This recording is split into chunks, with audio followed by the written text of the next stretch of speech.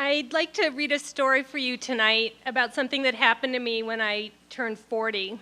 It's called my midlife thong crisis.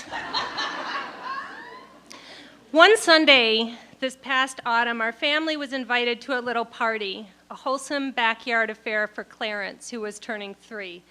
The guests were almost all other neighborhood families. Many of us relocated to Portland from the Midwest. Simple folk with simple roots.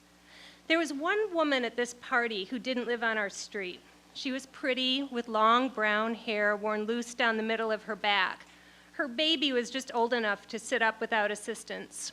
This lady stood out from the rest of us in subtle ways. She was wearing lipstick. Her shirt wasn't stained.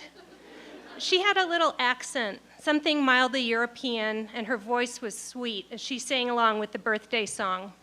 I would tell you she was an interloper, but I knew she was actually the wife of a friend of the father of the birthday boy. This friend of the father's was a musician, somewhat of a local celebrity, and also an alcoholic. The musician friend wasn't at the party, just his attractive wife. Clarence, the 3-year-old, opened his gifts. He'd received the toy of the season, Rodney, the recycling truck, and some plastic fishing tackle. The neighborhood children played in the freshly mowed grass, chasing each other and throwing a ball. Neighbor Lily ran wildly in a torn green dress, oblivious to her newly emerging breasts. The adults talked and ate strawberry cake. Then there was a pivotal moment, as all good parties should have. While the pretty European interloper was presumably helping herself to a piece of cake, her baby was at a picnic table unattended. Sitting up by himself on a bench, he tipped backwards, yelled out, and landed hard on the grass. The sweet young European mother ran to her baby. She crouched by him and comforted him while he wailed. The entire yard of people stopped what they were doing. The children stopped running. The adults stopped talking and eating cake. Lily's newly emerging breasts stopped emerging. We all diverted our attention to the young fallen child and his mother. As she was crouched near her babe, her jeans gaped, and it was revealed that she was wearing a thong, a delicate sky blue diminutive thong. There was a murmur, a collective intake of breath. To anyone watching the scene from the outside, it would appear that we were all having a joint reaction of concern for the fallen child. But of this I am certain, we were all reacting to the thong. This whole ordeal happened in a moment, then the party continued. And although my husband still contests this observation, I am certain the tenor of the party had changed. We were all aware that something important had happened. We went back to talking and eating cake, but our minds were no longer focused on our conversations. We were all thinking about what we had just witnessed.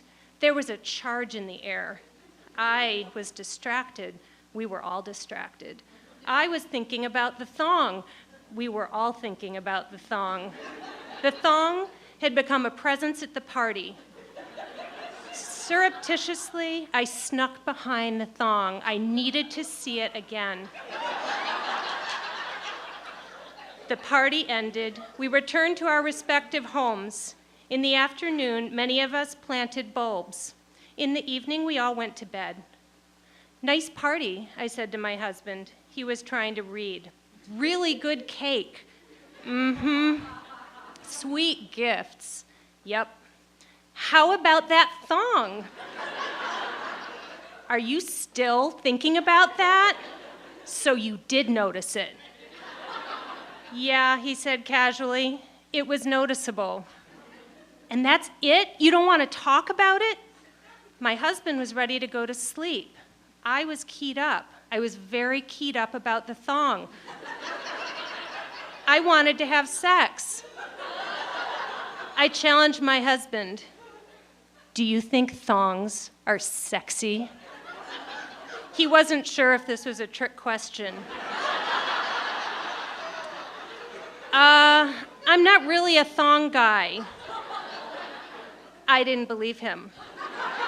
How could that thong not turn him on? But maybe it didn't matter. Maybe I was a thong girl. Maybe that was what was important. So we did have sex. I imagined that in every house in our humble neighborhood, our bulb-planting neighbors were all at home talking about the thong. Then they were all going to have sex. Every couple was having the same conversation. Did you see her thong? The whole street was on fire. The next day, I called my girlfriend, Cassie, who lives in New York.